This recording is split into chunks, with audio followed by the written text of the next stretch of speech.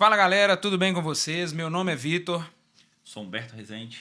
É isso aí, e hoje um dia muito especial pra gente. Estamos aqui no podcast Chave na Mão e o intuito é sempre trazer as melhores informações para você que está aí do outro lado da tela, sonhando, desejando comprar o seu seminovo.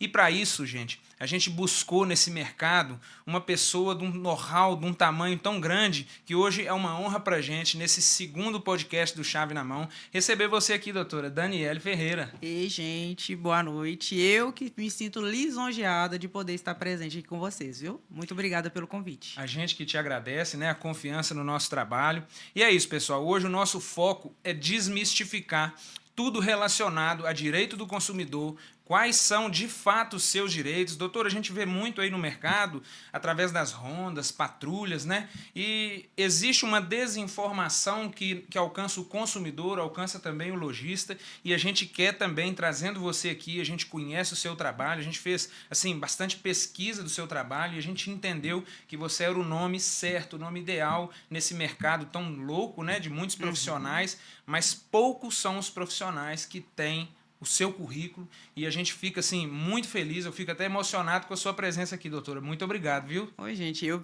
fico muito feliz de poder poder estar contribuindo com o ramo automotivo, que eu devo a minha vida, o meu estudo, o meu conhecimento por causa de uma agência de automóveis. Então, eu fico muito feliz de estar podendo compartilhar isso com vocês. Que bom. E, gente, só para vocês entenderem um pouquinho, a doutora Daniele já atuou em mais de 5.000 processos. É isso mesmo, você não entendeu errado, não. Tem quantos anos de mercado, doutor? Bem, no ramo automotivo desde 1997, então são 28 anos, né, trabalhando com agência de automóveis. Agora, com relação à advocacia mesmo, são 18 anos advogando só para agência de automóveis. Meu Deus, é muita experiência, doutor. Então, já vamos começar esse podcast aqui, doutor. Conta um pouco mais da sua história, como você se inseriu nesse mercado, né? E hoje, quais são as suas especialidades, né? Os seus resultados. Conta um pouco mais pra gente aí. Então, gente, muito boa noite, né, para todos. Eu agradeço muito o convite, tá?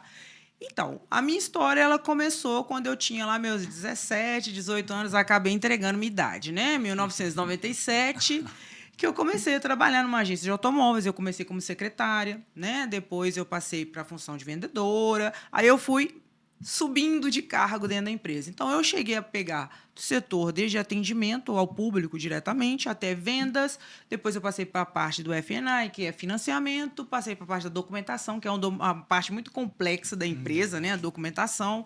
E depois eu cheguei à gerência financeira. Até que teve um dia que o meu ex-patrão, Eustáquio, a quem eu devo muito, um grande abraço para você, Eustáquio, pela oportunidade e confiança que teve em mim. No final de ano, ele virou para mim numa festa, ele falou assim, olha, você não tem, minha empresa não tem mais lugar para você. Eu pensei que ele estava me mandando embora na festa de final de ano, né? Aí ele falou assim, eu não esqueço disso, gente, eu faço questão de falar isso porque foi ele que me deu essa balançada. Ele falou assim, você não é mulher para ser mandada, você é mulher para mandar. Mas aí hoje eu vejo esse mandar não no sentido de poder, de imposição, mas é porque eu ganhei a experiência para eu tenho o sentido de autoridade para poder falar do que eu nasci. Eu nasci dentro de uma loja de carro. Então, a minha história ela vai muito por aí. E quando eu fiz direito, né, eu já sabia o que eu queria fazer e acabou que eu me especializei para a agência de automóveis. Por quê? Pelo conhecimento que eu vim tendo nesse ramo, que é um ramo muito complexo, porque não existe uma legislação para carro usado, né? Então, nesses 18 anos de advocacia e quase 30 anos no ramo automotivo, eu aprendi muito, muito. E eu tenho certeza que as experiências que eu vou compartilhar com vocês aqui são um pouco diferentes, sabe? Porque sempre tem os dois lados da história. Né? Então, eu acho que eu vou poder contribuir um pouquinho dessa história com vocês aqui. Ah, que bom, doutor. É isso aí. O nosso intuito aqui com o convite a você é exatamente desmistificar muitas das coisas que hoje são implementadas no mercado financeiro. Inclusive, também quero fazer um agradecimento, porque como lojista, eu vejo que você tem aí, né, aparecendo no mercado para defender também, muitas das vezes, um direito que às vezes é silenciado nesse mercado, né? Então, mas sem perder o foco também, que a gente tem essa preocupação com o consumidor e a gente quer mostrar para eles que sempre tem um outro lado a ser ouvido, né? Então. E nem sempre todos têm razão. Então é isso aí. Doutora, só um minutinho, nós vamos abrir aqui falando sobre garantia. Nós já vamos para o assunto, assim, fatal. Mas antes, ô Igor, solta pra gente aí, a gente quer falar um pouco da Max Pro Proteção Veicular. Né? Quem protege, confia. Seu carro é mais que um bem, é parte da sua conquista. Por isso, a Max Pro Proteção Veicular oferecemos muito mais que proteção. Oferecemos tranquilidade para você rodar com segurança em qualquer lugar do Brasil. Cobertura completa contra roubo, furto, colisão, perda total, fenômenos da natureza, incêndio acidental, danos a terceiro, assistência 24 horas, guincho, chaveiro, pane seca, troca de pneu e muito mais. Acompanhamento rápido, humanização de WhatsApp e o melhor, gente, preço justo. É isso aí. Chame agora, vai aparecer aqui um QR Code na tela. Chame no WhatsApp, faça já a sua cotação, porque eu confio nessa empresa. Então vamos lá, vamos dar prosseguimento. Muito obrigado, Igor. Vamos dar prosseguimento e já entrar nesse tema, Humberto, sobre garantia, porque hoje a gente quer ver assim, o consumidor, o lojista sair daqui muito bem informado, entendido dos seus direitos. Tá certo? Então vamos lá. A primeira pergunta que eu quero começar, doutor, é o que exatamente o Código de Defesa do Consumidor diz sobre veículos usados? Então, gente, esse é um problema muito grande que o judiciário, né, o juiz, ele encontra. Por quê? Não existe uma legislação específica para carro usado, nem para produto usado. Quando eu falo usado, pode ser qualquer coisa, tá? Então, existe o Código de Defesa do Consumidor, que é uma legislação geral, ela aplica-se a todos os produtos, tá? Só que o que eu vejo que acontece atualmente? Um equívoco muito grande com relação à interpretação do que realmente está escrito no Código de Defesa do Consumidor, tá? Só para poder contextualizar, porque a gente tem que entender a dinâmica das coisas para a gente saber o que a gente está falando. Quando o Código de Defesa do Consumidor ele foi publicado em 1990, gente, então imagina, 1990 não existia internet direito, mal as pessoas tinham acesso ao telefone, eram jornais. Então, as garantias, as informações que o consumidor tinha de um determinado produto era exclusivamente a garantia dada pelo fornecedor. Então, era o certificado. Então, a única informação que ele tinha era aquela sobre aquele produto. Com o passar do tempo, as coisas foram evoluindo. A gente estava conversando ali agora, a gente é da época do fax ainda, a gente passava a ficha pelo fax, né? Para entrar no sinal de internet, era aquele internet de escada, analógica. Então, com o passar do tempo, a sociedade vai evoluindo e vai se tendo mais informações.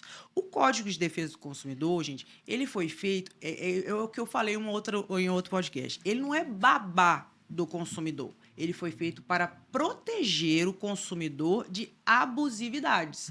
E quando eu falo consumidor, a gente que está no ramo automotivo, até para os consumidores entenderem, nós primamos pelo Código de Defesa do Consumidor porque nós consumimos o dia inteiro. Nós estamos usando a energia elétrica, que é um serviço. Nós estamos bebendo a água, que é um serviço prestado. Então, o lojista ele tem que ser a favor do Código de Defesa do Consumidor. O que o Código de Defesa do Consumidor fala? Aí a gente vai para a interpretação. O que eu vejo... Aí, gente, eu vou falar da minha experiência prática. Porque uma coisa é você falar fora do processo. Que até então, gente, eu só falava dentro do processo. O meu mundo era dentro do processo. Então, a minha realidade é processual. E eu me vi naquele vídeo que viralizou, eu assustei, porque muitas pessoas não tinham essa informação e tinham uma única versão, uma única visão da interpretação, e que não é assim dentro do processo. E eu vou te falar agora como é que você, às vezes, tem que ter o outro lado. Realmente, o artigo 18, que é o tão falado artigo 18, que as patrulhas chegam, leem para os lojistas, né? Uma coisa que eu acho muito constrangedora é a exposição midiática, né? O fim, dizem que é para informação. Muitas vezes, gente, infelizmente, não passa a informação correta para o consumidor. Eu vou te dar um exemplo aqui agora. Esse mesmo artigo 18, que eu bato sempre na tecla, eles falam, olha, lá fala o seguinte, o fornecedor, quer dizer, né, os lojistas, responderão pelos vícios ocultos existentes no veículo, no produto, né? A gente está falando no caso aqui no veículo, tá? Só que esse artigo, esse mesmo artigo, ele prevê expressamente, veja bem, a lei ela é geral. Então, quando ela é constituída, ela foi feita para poder aplicar a todos, né? Não tem como falar, essa lei vai aplicar para telefone. Não tem jeito de fazer isso. O legislador, ele é inteligente. O legislador é o constituinte, são quem faz as leis. Olha o que ele colocou lá no artigo 18. Que os fornecedores eles vão ser responsáveis pelos vícios de qualidade ou quantidade que tornem o produto impróprio ao uso ou que diminuem o valor. Aí lá embaixo, que as pessoas ignoram, e aí que entra a questão dos carros usados, é o ponto crucial, que fala assim, respeitadas as variações decorrentes da sua natureza. O que isso significa? Vou te dar um exemplo que eu dei no podcast. Vamos considerar qual que é o nosso produto? Carro, né? Você tem um carro 0 e você tem um Fusquinha 69. Aí eu vou te fazer uma pergunta. O Fusquinha 69, ele tem a mesma natureza do carro 0? De forma alguma. Por quê? O carro 0, ele está perfeito. Ele acabou de ser fabricado. Então, ele tem o tempo de vida útil dele em 100%. Todos os componentes. O Fusquinha 69... ele já tem quantos anos de uso? Quanto que ele foi usado? Então, me responde. É razoável o legislador entender que o fabricante dá uma garantia e um cidadão aqui que tem 10 carrinhos na loja, carro Fusquinha 69, vai dar a mesma garantia de um carro de fábrica? Engraçado, é isso mesmo, porque ela fala respeitando a natureza e a gente não observa. Não observa. Por quê? Vocês até então, eu não vi ainda. É claro que outros colegas fizeram podcast e tudo, mas não conseguiu. Como que eu vou te falar? Não conseguiu expor isso de uma forma como foi. Outros colegas já fizeram um podcast, mas infelizmente a voz deles não chegou aonde que tinha que chegar. E eu fico muito feliz que tenha sido através de mim, porque, como eu falei, eu devo muito a esse setor. Sabe? Então, o Código de Defesa do Consumidor, como eu acabei de te falar, ele tem uma interpretação, aí eu estou te falando a interpretação que eu vejo no meu dia a dia, tá? Não é fora, eu estou falando, eu sou advogada, então eu trabalho com provas, eu trabalho com processo. O processo ele é um procedimento técnico. Dentro desse procedimento, não cabe determinadas especulações. O que acontece? Passam para o consumidor uma leitura superficial, dando a entender que todo carro vai ter a garantia como se 0 fosse. E isso não é verdade. Então, aí que começa o problema.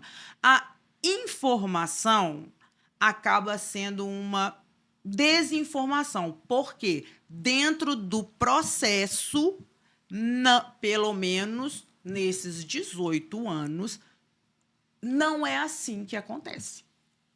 Tá? Então, eu posso falar dentro do que eu atuo. Tá? A interpretação não é essa. Inclusive, atualmente, os tribunais já têm implicado essa responsabilidade ao consumidor. Porque é inerente ao produto 0 usado os desgastes do uso. Então, a jurisprudência tem sido... A jurisprudência, assim, eu vou te falar que aqui em Minas Gerais é praticamente pacificada. Em qual sentido? Compete ao comprador as diligências necessárias quando ele vai comprar um carro usado. Você sabe por quê, gente? Veja bem. Se você pegar aqui um carro, 100 mil quilômetros, 10 anos de uso, você sabe quais foram os donos que o carro teve? Não tem como saber. Você sabe qual que é o terreno que o carro passou? Qual a utilidade que ele Qual a utilidade que ele teve? Ele conduzia... Eu vou falar aqui uma coisa interessante para você. Você já parou para poder pensar. Pode ser muito superficial, mas eu tenho certeza que tem gente que nunca pensou. Você já pensou que o motor do veículo, o uso dele, não equivale à quilometragem dele? Estou falando assim, vamos considerar uma pessoa que... Uber. Uma pessoa que trabalha dentro da cidade, sim, tá? Você já considerou que o motor... O desgaste do motor, ele não é equivalente realmente à quilometragem? Você já pensou nisso? Nunca me atentei. Você sabe por quê? Eu vou te dar um exemplo. Se a pessoa mora em São Paulo, quanto tempo que a pessoa fica parada no trânsito? É verdade. O motor é um componente que ele nunca para de funcionar. Então, na verdade, a utilização do motor, ela não vai ser compatível com a quilometragem. Se o cara trafegar numa estrada, beleza. Por isso que eles falam que o carro, quem trabalha em percurso longo, é melhor comprar, porque ele vai refletir realmente o desgaste do motor. Vai se equiparar. Exatamente. Agora, a pessoa que vive na cidade, o desgaste do motor é muito maior, gente. É verdade. Então, não tem como você pegar um carro que já veio desgastado com todos os seus componentes e entender que aqui vai ter uma garantia total. Por quê? Quem compra aqui, ele tem que entender que aquele preço fixado da tabela FIPE levou em consideração o desgaste de tudo. Então, quando a pessoa vai comprar, a cabeça tem que ser: o pneu tem 100 mil quilômetros, o amortecedor tem 100 mil quilômetros, o freio tem 100 mil quilômetros, porque ele está pagando o preço equivalente àquele produto. Já foi feita a redução, entende? Humberto, eu guardei essa pergunta, a próxima pergunta, porque se você der uma lida aí, ela é muito polêmica. Sim. Então nós vamos jogar ela mais para trás. Sim. Então, mais para baixo. Pergunta para ela aí a partir da 4, por gentileza. Tá. Pode-se travar a garantia por 3 mil quilômetros? Isso existe, doutora? Exatamente. Vamos lá. Como eu acabei de falar para vocês, não existe previsão na lei. Igual, por exemplo, o fabricante coloca lá: olha, a garantia é tantos mil quilômetros, a cada tantos mil quilômetros você tem que fazer a troca. Não existe isso na lei. Como eu falei com vocês, a lei era uma lei geral. O que acontece? Como não existe uma lei para carro usado, o magistrado ele tem que se valer de outros meios para ele poder julgar um caso concreto. Por exemplo, o ramo imobiliário é o primeiro maior setor que movimenta a economia, tá? Os carros usados, né? Ano passado, gente, movimentou mais de 50 bilhões na economia. Muita coisa. Foram mais de 15 milhões de carros vendidos. Então, e não tem uma legislação específica. Olha para você ver, um setor tão importante na economia, tão forte, porque empregos diretos e indiretos. Isso foi movimentado pelos veículos usados. Você imagina os empregos indiretos. Lanternagem, casa de peça. Então, é um setor muito relevante e não tem uma legislação que trata sobre isso. Então, eu queria pontuar isso, tá, gente? Para poder demonstrar para o público e até para as pessoas entenderem a relevância e a força que o setor de revenda de usados ele tem na economia. Tá? Por isso que muitas vezes eu fico meio revoltada de, às vezes, serem taxados como picaretas. Né? Vocês são constrangidos, às vezes, e aquela forma de abordagem dá uma visão pejorativa. E aí, o que acontece? Essa questão, o juiz ele tem que se valer de outros meios para poder julgar. Aí, o que acontece? Lá no direito fala que os costumes, as praxes comerciais são fontes do direito. Aí eu até citei no outro exemplo, você lembra do cheque? Cheque pré-datado. Não existia na lei do cheque. O cheque era uma ordem de pagamento à vista. Só que as pessoas elas começaram a praticar aquilo com uma certa recorrência que virou uma coisa habitual. Então, o porquê da limitação de 3 mil quilômetros? É legal, não porque está na lei, mas porque não está proibido na lei. Então, é uma convenção. Porque é uma praxe também do mercado. Exatamente. É uma praxe do mercado. Mas da onde que surgiu isso aí? Colocou do nada? Vamos colocar 3 mil quilômetros? Não. Surgiu da praxe por quê? Se você verificar aí a média que uma pessoa em condições normais utiliza o veículo aqui, é em torno de 12 mil quilômetros ao ano. Então, a garantia de 3 meses, 90 dias, né? Na verdade, tem diferença para 3 meses para 90 dias. Então, a garantia de 90 dias ou 3 mil quilômetros é porque uma pessoa utilizando o veículo em condições normais trafegaria aquele prazo em 90 dias, em 3 mil quilômetros. Entendeu? Então, isso aí é aceito pela jurisprudência, é uma relação que é pactuada, você tem que informar ao consumidor. Gente, vocês vão sempre me verem falando em podcasts. Direito de informação. Direito de informação. Por quê? quanto mais o lojista informar ao consumidor, mais ele demonstra sua boa-fé. E isso é essencial nos seus contratos. Então, é legal, sim, e a jurisprudência tem entendido que essa foi uma praxe comercial. Tanto que é uma praxe que é no Brasil inteiro. Então, você vê, não foi uma coisa que, esse lojista aqui quer fazer isso. Não, foi uma ideia coletiva. E está dentro da razoabilidade. Tá? Até a próxima pergunta aqui, eu vou até retirar, porque qual a diferença de um carro usado, a garantia de um carro usado para o novo? E não, a gente já pincelou ela. Exatamente. Então eu quero bater com você em outro ponto aqui. Se o carro quebra e é consertado em 30 dias, mas apresenta outro defeito, esse prazo se reinicia? Então, gente, existe uma certa divergência jurisprudencial, tá? Mas eu entendo que havendo um adendo, tá? Esse prazo de 30 dias, o próprio Código de Defesa do Consumidor, ele permite que as partes previamente convencionem a extensão por até 180 dias e a redução por 7 dias, tá? Então, essa possibilidade de prorrogação desse prazo, ela pode ser mediante documento apartado, tá? Em que o consumidor ele concorda com essa prorrogação. No caso, se houver um problema, realmente, se não tiver avançado de outra forma, será o prazo de 30 dias, que o legislador entende como razoável e para o fornecedor ele reparar. E se acontecer um outro problema, essa garantia ela vai ser prorrogada, tá? Agora, uma coisa que eu gostaria de pontuar aqui, que você tocou nessa parte dos 30 dias. Gente, agora eu vou falar para você, consumidor, entender. Um dos únicos direitos dos revendedores, eu estou falando aqui direito, não é só de revendedor de carro, não. É do fornecedor de um modo geral, tá? Um dos únicos direitos que tem no Código de Defesa do Consumidor é esse. O quê?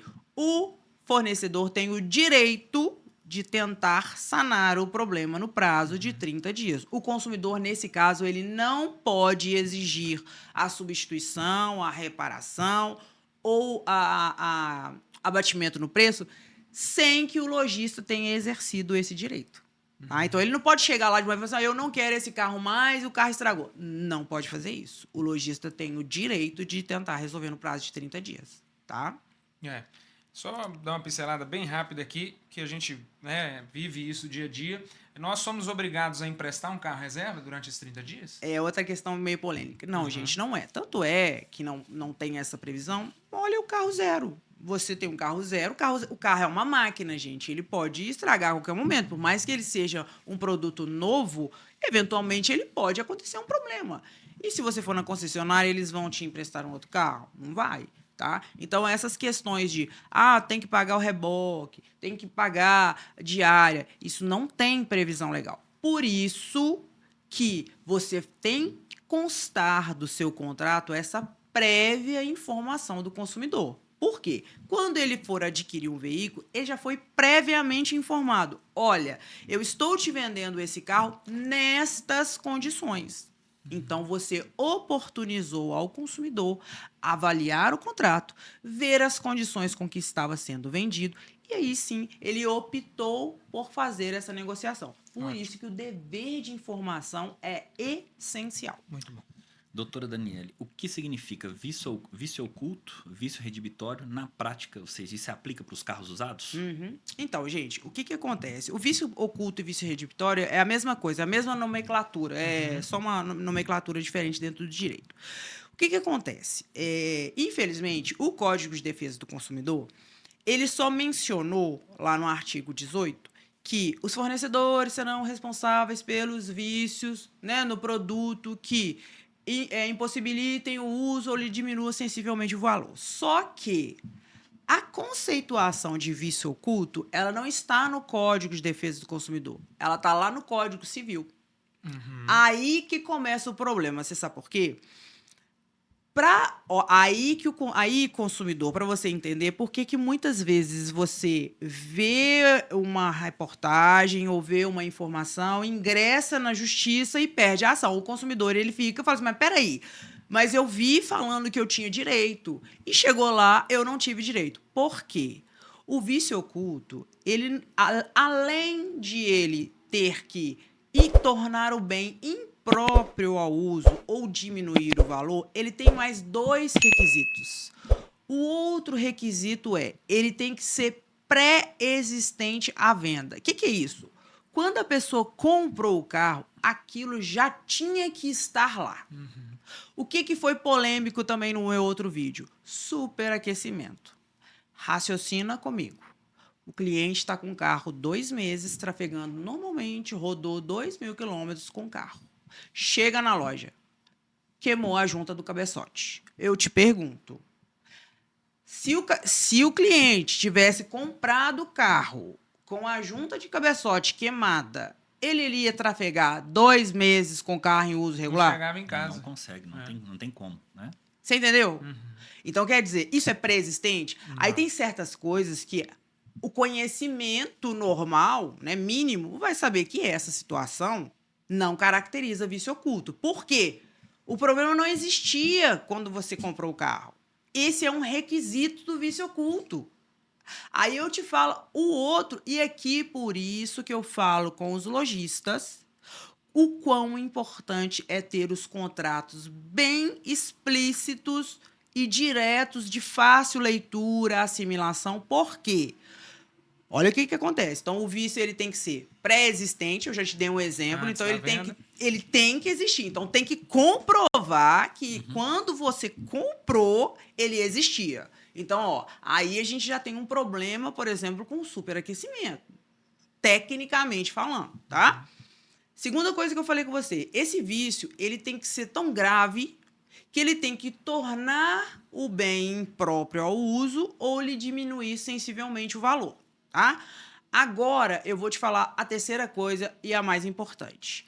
A pessoa, ela não poderia ter conhecimento, ela tem que desconhecer aquele vício. Por quê? Numa diligência mediana, por exemplo, um mecânico foi, viu e não conseguiu ver, que nem o mecânico conseguiu ver.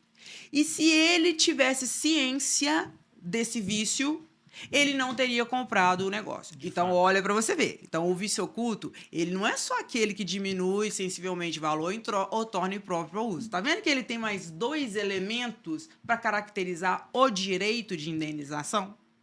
Então, o que eu vejo é a informação que o consumidor recebe, ela vem incompleta. Até distorcida, né? E aí gera distorções. E aí gera a frustração. Por quê? Chega dentro de um processo, acha que, você, é igual eu já vi aqui, não tem jeito, vendedor de carro usado tem que dar garantia 100%, garantia total do carro. Gente, isso não existe. Você não tem como você obrigar um revendedor de carro usado da mesma garantia de um carro zero. Isso não acontece nos tribunais. Então, quando você for comprar um carro, consumidor, consulte o seu mecânico de confiança, vá em lojas confiáveis e veja efetivamente as condições do veículo, porque hoje, atualmente, a jurisprudência tem firmado o entendimento que compete ao comprador tomar as diligências necessárias para avaliar o veículo. Por quê? O desgaste do carro já é inerente ao produto. Você já compra ele. Nítido, né? Você já compra desgastado. Então, você tem que ter uma diligência para isso. Então, tá vendo como é que não é tudo que é vício oculto? Você sabe por quê?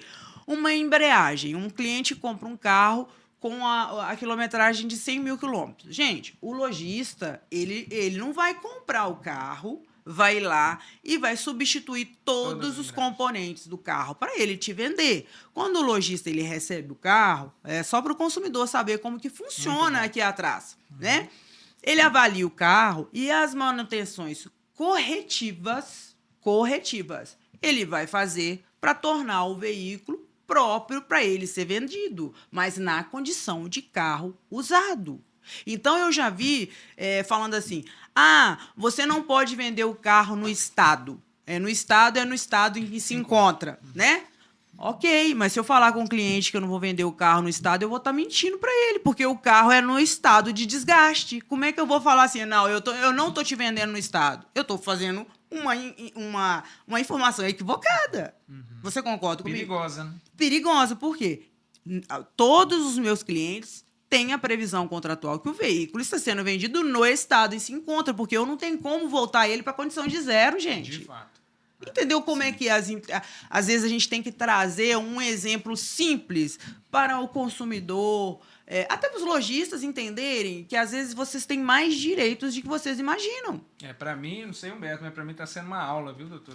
Eu agradeço, excelente. porque a gente Aproveitando. precisa dar o outro lado, sabe? Como que funciona aqui, do outro lado. É verdade. Você já deu, né, várias dicas aí, muito bom, né? Quais itens são considerados desgaste natural? E a garantia cobre todo o carro mesmo? Apesar que você já falou bastante. Exato. Aí, mas Aí, é uma pergunta importante. Relevante. Então vamos lá. Eu vou reformular essa pergunta sua. Quer Tá. ver? Pode limitar a garantia só motor e caixa? Entendeu? Porque os lojistas perguntam: eu posso dar a garantia só do motor e caixa? Pode, eu vou te falar por quê. Lembra que eu te falei da praxe comercial? Que a gente Ela é conversou. fonte de direito. Doutora, mas por que então vai limitar a garantia ao motor e caixa? Gente, é muito simples. Tem uma justificativa também. Qual que é a justificativa?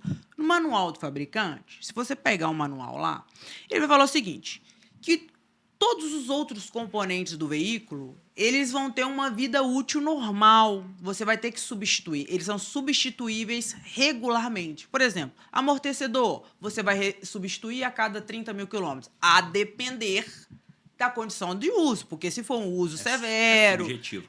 Você entendeu como é que o carro usado ele tem essas peculiaridades?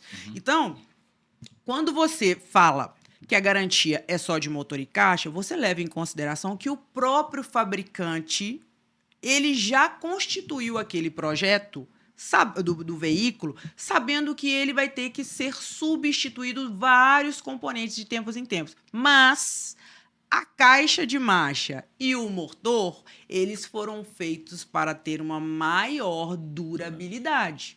Você não fica substituindo pistão toda hora.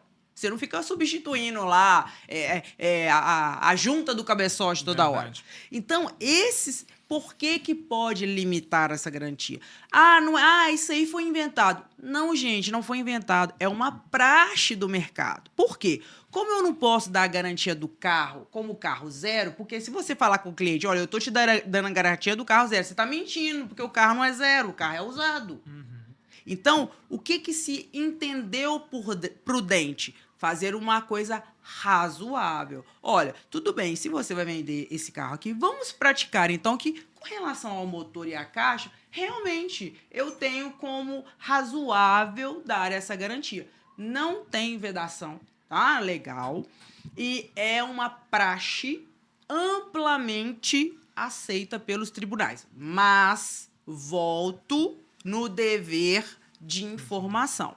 Mantenham seus contratos atualizados, bem elaborados, onde você informe previamente por consumidor, de forma... Gente, eu tô falando, eu sou chata com isso. É exaustivo. O dever de informação é a maior aliada de qualquer lojista, tá? É válido, sim, tem sido aceita nos tribunais como uma praxe normal do mercado, tá? Doutor, a gente vai entrar numa seara aqui, eu coloquei um nome aqui até como consumidor pode tudo, né? Uma pergunta que a gente queria fazer.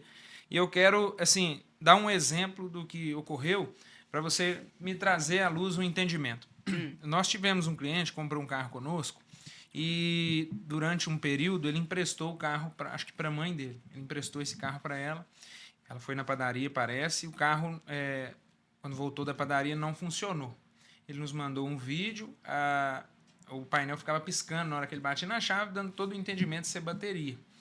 E aí eu encaminhei uma mensagem para ele que eu trocaria essa bateria para ele, mediante a gente fazer a análise se não foi deixado algo ligado, alguma coisa nesse sentido e tudo, e que ele poderia me passar o endereço que eu iria encaminhar essa bateria para ele. E ele, assim, inclusive eu queria até abordar isso também, ele foi muito rude, duro, e disse o seguinte: eu não quero saber, você busca, você paga o reboque, você resolve e não tem conversa. O carro está aqui e vem buscar. E aí eu fiz uma resposta para ele, mandei com muito respeito, carinho, de novo solicitando um endereço para que eu pudesse encaminhar a bateria. E se fosse comprovado que por algum erro lá, mecânico, alguma coisa, né, ele reembolsaria essa bateria, coisa de R$ 370. E ele, minha filha, mandou mensagem, mas ia acionar a justiça e tudo e coisa. Então eu queria assim também falar diretamente ao consumidor. Eu sou um lojista com muitos anos de experiência, né? Como bem disse, minha família tem 43 anos no mercado, eu tenho 13 anos que eu vivo disso, né?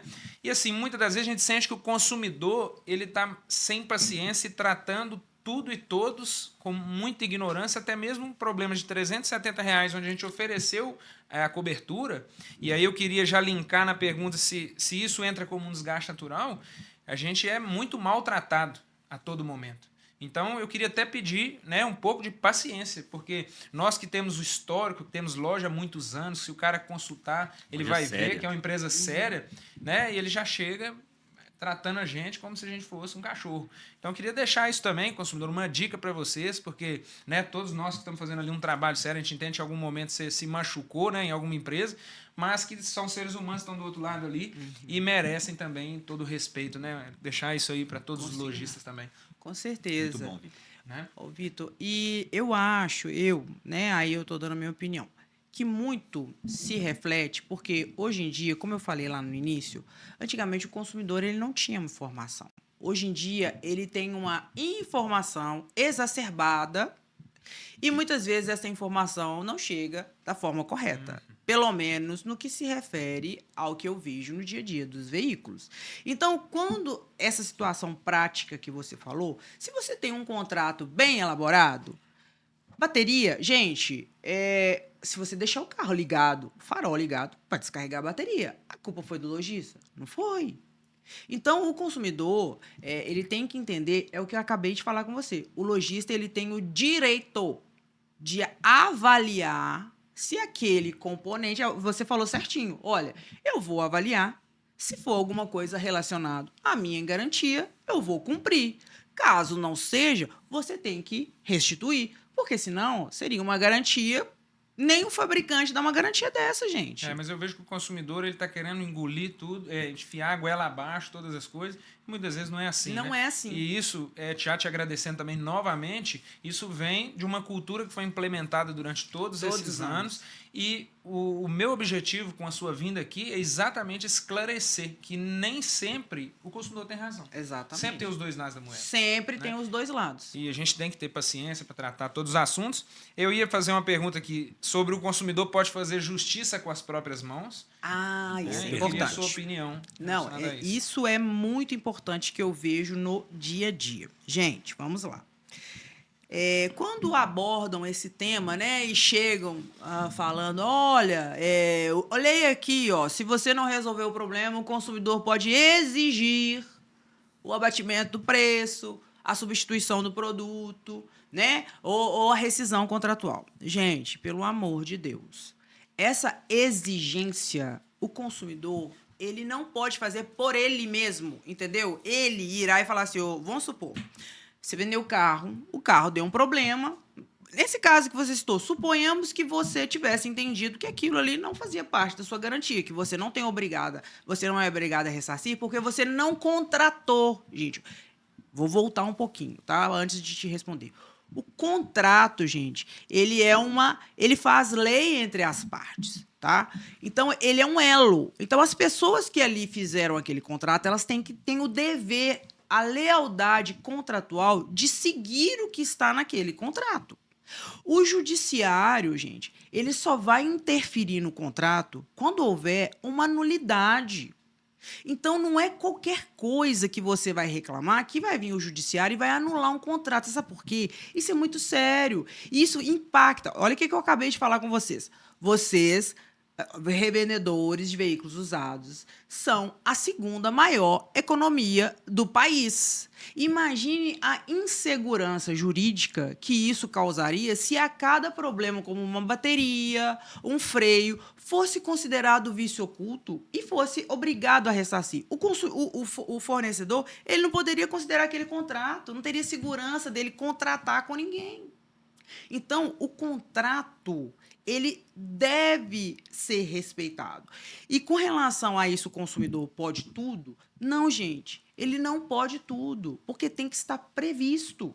Se não for um componente que não estiver abarcado pela garantia, ele não pode exigir com as próprias mãos, tá? Porque, veja bem, o contrato, só existe duas formas de um contrato ser desfeito. Ou você contrata comigo e fala assim, ô Daniele, vamos destratar? Eu falo, Humberto, tudo bem, ok, eu tenho a vontade de destratar, você tem a vontade de destratar. Acabou, acabou. Comum acordo. Comum acordo. Se eu não quiser, você não pode, o consumidor, ele não pode exigir ele mesmo. Tipo, abandonar o carro na loja, que virou agora uma moda. Gente, não façam isso. Você sabe por quê? Isso implica numa outra situação, exercício arbitrário das próprias razões. Isso, inclusive, pode ser considerado como um ato de ilícito penal. Por quê? Você está achando que você tem um direito e você quer você mesmo exigir que o outro atenda a esse seu direito. Isso não pode acontecer. Por quê? O consumidor ele só pode exigir perante o judiciário. Quem obriga ou desobriga alguém, ou é o contrato que as partes firmaram, ou é uma decisão judicial. Então, o consumidor que às vezes vai lá e abandona o carro na loja, ele está cometendo uma série de irregularidades. Primeiro, ele está no abuso do direito, porque ele não pode fazer isso. Segundo, ele está obrigando a loja a fazer um contrato de depósito, só para você ter uma noção da gravidade. Isso, você ficar na guarda de um bem de uma pessoa, tem especificação própria no Código Civil. E isso implica responsabilidades. Porque enquanto o bem estiver ao seu cuidado e na sua posse, você tem responsabilidade sobre ele. Então, você está obrigando a outra pessoa a fazer um contrato com você que ela não quer. Então, esse contrato é ilícito. Olha para você ver a gravidade disso. Às vezes as pessoas simplesmente falam, né? Fazem, mas não tem noção da gravidade. E se isso vier a acontecer, o lojista, ele pode manejar uma ação judicial de obrigação de fazer e, inclusive, olha para você ver, consumidor, requerer de você o pagamento da diária relacionada à guarda do veículo. E a partir do momento que ele for notificado e ele não for adimplir esse contrato, receber o carro, por exemplo, ele pode receber uma multa diária. Então, não, o consumidor não pode fazer justiça com as próprias mãos. Entendam, gente, consumidor, quando a lei fala em exigir, você tem o direito de exigir, mas perante o judiciário. Se o lojista não atender o seu pleito, não tem outra forma, nem órgão administrativo, nem eventuais patrulhas, elas têm essa função de obrigar o lojista, tá? E de uma forma até vexatória, né? Exatamente. E isso, eu vou te falar uma coisa mais séria, tá? No direito, no processo, existe uma coisa que é elementar, que é a ampla defesa e o contraditório, tá? E quando o lojista ele está lá despreparado, vem uma abordagem como essa, ele não está preparado tecnicamente, porque ele não está assistido por um advogado, para poder responder aquela questão. Porém, a situação é tão constrangedora que muitas vezes ele é obrigado a fazer um acordo. Gente, isso viola qualquer princípio de direito, porque o acordo, ele é uma coisa voluntária. Vocês acordaram. Quando ele é obrigado a fazer um acordo para não ter a imagem dele levada à exposição negativa, isso não é acordo. Então, para mim, essa forma de resolver conflitos, ela cerceia o direito de defesa, na minha opinião. Vamos lá, Humberto, pode perguntar para a doutora aí. Doutora, o carro deu problema. O cliente arrumou por conta própria e mandou a nota. A loja é obrigada a reembolsar? Não é obrigada a reembolsar. Vou te falar por quê, aí a gente vai voltar lá atrás. É tudo um link, gente. Você pode ver que uma coisa está ligada à outra. Sim. Várias perguntas aqui que ele foi fazendo já foi respondido porque tem uma lógica nas coisas. Lembra que eu falei lá no início que um dos únicos direitos do fornecedor é resolver o problema no prazo de 30 dias, se esse não for o prazo. Quando o consumidor ele não dá a oportunidade do fornecedor avaliar o produto para verificar se está dentro das condições da garantia, ele está cerceando o único direito que o lojista tem no Código de Defesa do Consumidor. Olha que, tá vendo como... Então, você não vai ter direito a esse reembolso, porque você não deu direito do lojista avaliar. Você simplesmente fez e trouxe para ele pagar. Aí eu te pergunto, é o mesmo exemplo, gente. Eu compro um telefone zero, novo, tá? Deu problema. Fala assim, eu não vou levar na autorizada não, que a autorizada é muito longe da minha casa, vou fazer aqui mesmo. Eles vão te ressarcir? De forma alguma. É a mesma coisa, tá? Então, esse aí é um direito do lojista, não é obrigado a reparar. É uma dúvida, né, do consumidor. Exatamente, é uma dúvida muito recorrente do consumidor e do lojista. A não ser que o lojista, aí é uma outra situação. Olha, eu posso levar no meu mecânico, aí sim, Ele aí foi autoriza. um acordo, mas fora isso, não, e é como eu falei, tá violando uma das únicos direitos que o fornecedor tem, tá? Vamos lá para a próxima, Humberto. Bacana essa pergunta aqui, né? O PROCON pode mesmo obrigar o lojista a fazer um acordo? Isso é legal ou é pressão? Então, aí, ó, voltou no que eu perguntei, falei com vocês agora. Vamos lá, gente. Só existe 2 meios de constituir obrigações, deveres e direitos. Ou é através de um contrato, você vai lá e firma um contrato com a pessoa, e nesse contrato vai ter direitos e obrigações. Ou através de uma decisão judicial. Por quê? Quando tem um processo judicial, lembra que eu falei da ampla defesa e do contraditório? É um processo, é um procedimento onde as partes, em paridade de armas, vão poder apresentar as suas provas. E dentro desse processo é o que se tem direito ao contraditório. Olha pra você ver, ó, contraditório e a ampla defesa. Você pode contraditar a outra parte. Como que você vai contraditar a outra parte? Apresentando provas. Ou seja, prova pericial, ou seja, uma prova documental. Você quer provar lá assim, o cliente está querendo, deu um superaquecimento no motor e ele está querendo que você reembolse. Você vai negar a garantia, ele vai ajuizar uma ação. Dentro do processo, vai ver quais as condições que o carro estava, ele fez as manutenções adequadas, ele estava trafegando de forma O adequada. carro sinalizou lá no O painel. carro sinalizou no painel, É. entendeu? Então, essa questão de o PROCON, eu vi, inclusive, foi bom você falar isso, que foi uma pergunta que um lojista me fez lá, num determinado lugar, eu não sei, ele falou exatamente isso, que o PROCON tem obrigado os lojistas a fazerem acordo. Gente, não pode fazer isso. O que o PROCON pode fazer é fiscalizar se está sendo descumprido algum direito do consumidor. E mediar, né? Exatamente. Se não houver essa mediação, não compete a atribuição do PROCON, a competência dele vai até aí. Se você vir e falar assim, eu não concordo em cumprir esse termo que o cliente quer. Acabou. O PROCON tem que direcionar para o judiciário. Se estiver havendo essa imposição, ela é arbitrária.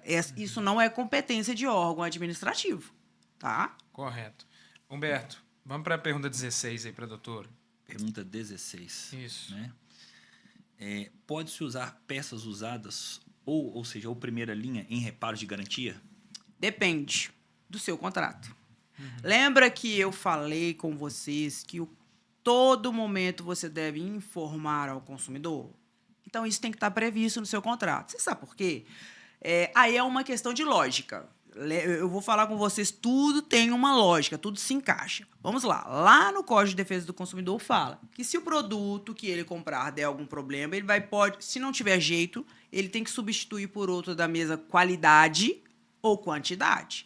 Aí, eu me deparei com uma situação dessa esses dias. Inclusive, um processo que eu participei ontem da audiência. Aconteceu exatamente isso. O motor era aquele carro, não vou citar a marca, que geralmente não dá retífica. Aí você tem que trocar né, o motor. O cliente, ele não queria o reparo. Ele queria um motor novo. Um motor novo, R$13 mil. E ele comprou um carro usado. Agora eu te pergunto, É a mesma qualidade? Não. Ele comprou um carro com 100 mil quilômetros rodados e está querendo que eu substitua o motor por um novo. Se fosse substituir, teria que substituir por um outro motor compatível com esse motor que ele está usando. É o que está na lei. Então, via de regra, pode sim, mas coloque expressamente no seu contrato para não haver problemas com interpretações. Por quê? Se você prevê expressamente no seu contrato, você já está informando. Gente, se vocês soubessem o tanto que informar o consumidor, mediante contratos, tudo certinho, fazer uma venda sadia. Vocês não entendem, vocês não têm noção do tanto que é satisfatório você chegar num processo, eu pegar e falar assim, nossa, esse cliente aqui, ele fez o dever de casa, ele cumpriu com o dever de informação desde o momento da venda. Não omitiu nada, né? Sabe por quê, gente? Eu citei isso na palestra que eu fiz. E veja bem, vocês, lojistas, vocês têm que entender que vocês não vendem só carros, vocês vendem sonhos. Você já parou para pensar? Verdade. O sonho do brasileiro, muitas vezes, é muito mais o carro do que a casa. Verdade. Então, raciocina comigo como é que tem que ser uma venda sadia e informação. Quando o consumidor ele põe aquele objetivo na cabeça dele, você queria comprar um carro zero. Né? O seu sonho é ter que, nossa, eu quero Sempre ter aquela melhor. Ferrari zero. Só que ele vai com aquela empolgação de adquirir o primeiro carro, alguma coisa, com uma motivação interior que ele queria um carro zero. O vendedor, ele tem função essencial dentro da empresa. Por quê? Ele que vai fazer essa ponte entre o consumidor e a empresa. Então, o vendedor, ele tem que entender, ele tem que fazer uma venda humanizada, ele tem que entender as necessidades do consumidor, mas trazer o consumidor para a realidade daquele carro. Porque na cabeça do consumidor, ele queria estar pegando um carro zero, sem problema algum. Um carro que não precisaria de dar nenhuma manutenção preventiva, nem preditiva, nada. O vendedor tem a obrigação de falar, olha, esse meu carro aqui é o melhor do mercado, é o melhor que está tendo. Mas ele é usado, tá? Você vai pegar ele, não é como pegar um carro na fábrica. Você vai ter que fazer as manutenções preditivas, corretivas. Ah, doutora, o que é isso? O consumidor, só uma dica. Se você vai comprar um carro com 100 mil quilômetros, você não sabe quais foram as manutenções que os donos teve. Então, você tem que entender que, no mínimo, tudo que está no carro tem 100 mil quilômetros. Porque você pagou por isso. Então, daí, olha para você ver como é que é a interpretação nos tribunais. Daí você tem uma lógica. Oh, peraí, mas uma pessoa que comprou um carro que já tem 100 mil quilômetros, se der um problema no motor, muito possivelmente vai se presumir que é o desgaste. Aí que eu trago outro ponto importante da frustração do consumidor. Porque no carro usado, gente, a natureza dele é o desgaste. Isso é inerente ao produto.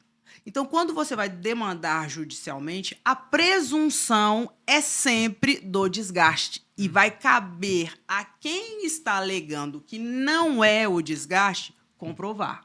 Então, no direito, funciona assim. O ordinário se presume. O que é isso?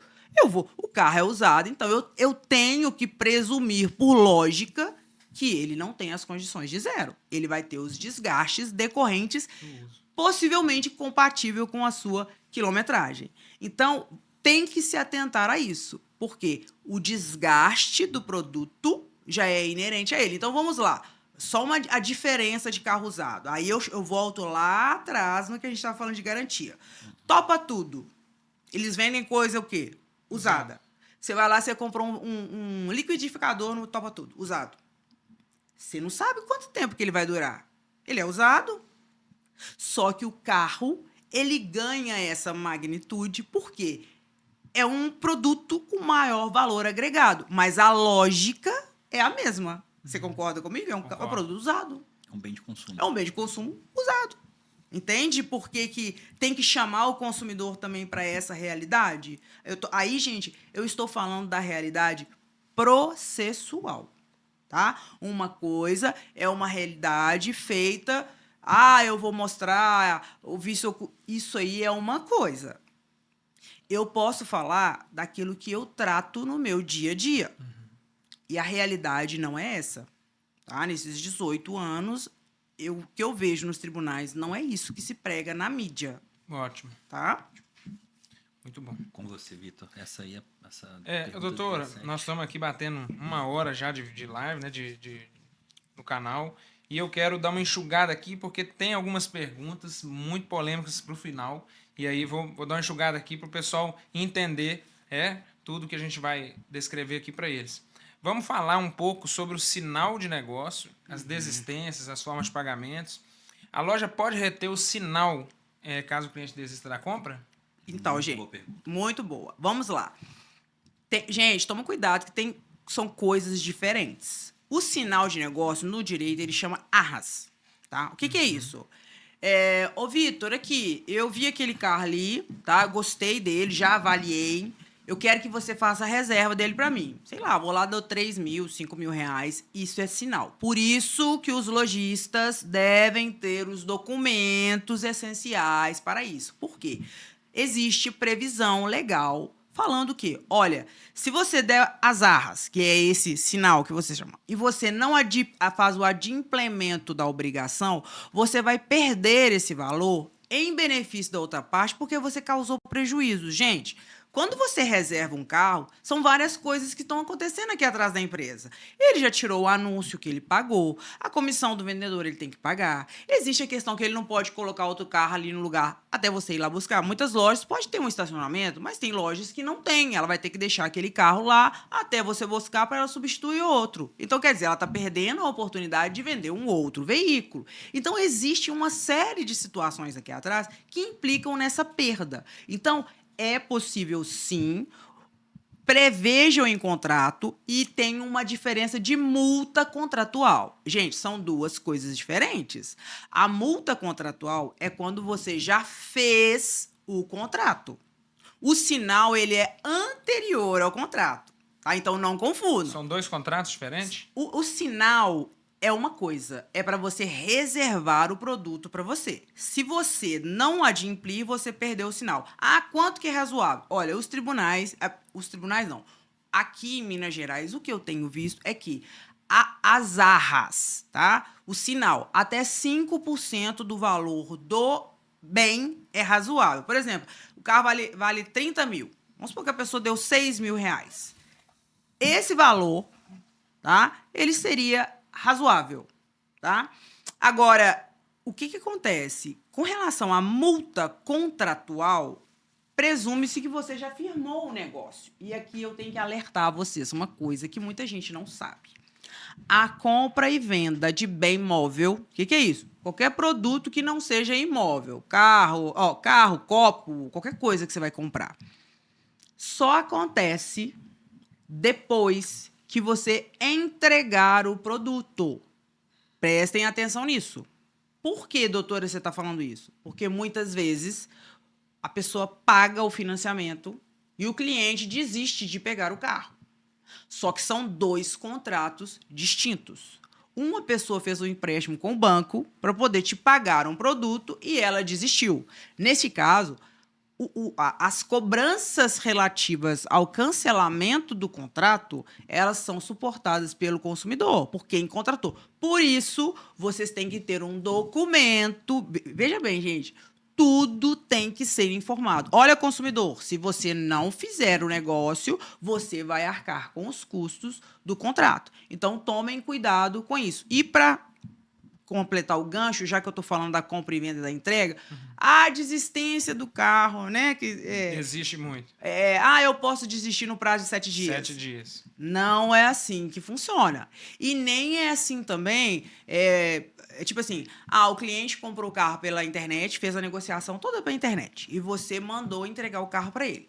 E aí, depois que você entregou o carro para ele, ele teria o direito de testar esse carro 7 dias. E se ele não gostasse do carro, ele vai devolver. Gente, isso não existe. Porque se assim fosse, eu ia rodar de Mercedes, BMW, eu ia lá, compraria pela internet, me entrega. Eu rodo 7 dias, não quero mais. Vou para outra loja. Olha, eu quero comprar. Gente, isso não existe, não é assim que funciona. Por quê? A partir do momento que você vai receber o produto, antes de receber, você tem que avaliar. Pode negar, né? Não é a mesma coisa de um produto 0 quilômetro que chegou com um produto novo que não teve especificação. Você teve a oportunidade prévia de ver o carro. Ah, eu não posso ir aí. Contrata um mecânico e vai olhar. Então, eu particularmente, nos processos que eu já atuei, essa possibilidade aí de, o cliente comprou pela internet, recebeu, tem o direito de ficar 7 dias e devolver, gente, isso não é a realidade processual, não. Tá? Vou para uma pergunta aqui, Vitor. Uma pessoa física, né, que vende muitos carros sem CNPJ, ele pode ser considerado como um fornecedor? Ah, sim, exatamente. O que acontece? O Código de Defesa do Consumidor, ele classifica o fornecedor como toda pessoa física ou jurídica que tem a prática daquele comércio. Ele não tem o CNPJ, mas ele tem por atividade aquilo. Então, nesse aspecto, a proteção com relação ao consumidor vai se estender para quem trabalha de forma... E na informalidade, Autônomo. tá? Exatamente. A responsabilidade vai ser a mesma que uma pessoa que tem um lojista, desde que comprovada a E habitualidade já vamos dele. linkar aqui. Ele é obrigado a dar uma garantia de até 5 anos? Eu vi isso num podcast, achei um absurdo. Como? Particular? Para o particular, ele é obrigado a dar garantia de vício oculto até 5 anos? Não, mas isso não existe. Como assim? Vamos lá, gente. Vamos raciocinar. Não, essa informação... Vou formalizar para você de novo. É porque eu Quando não entendi. ocorre a venda entre particulares, Sim. em caso de algum Duas pessoas problema, uma físicas. garantia, 2 pessoas físicas, existe um prazo de reclamação de um possível vício oculto de quanto tempo? Gente, vamos lá. Olha, eu não sei de onde saiu isso, mas isso não existe. Você sabe por quê? Raciocina comigo. Se o Código de Defesa do Consumidor vem para poder proteger o consumidor, aí ele fala que se um produto 0 der um problema, vão esquecer carro usado, é só para você ver, para a gente comparar a lógica das coisas. Tudo no direito tem lógica. Você comprou um carro 0, você é consumidor.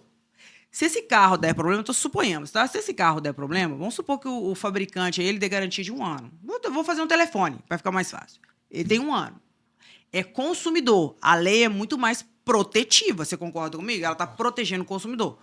Como que entre particulares vai ter uma garantia de 5 anos? E isso foi falado, viu, no Não, podcast. vamos lá, gente. O Código Civil, ele estabelece o seguinte: quando a venda é feita com particulares, eu vou te explicar a diferença para você entender.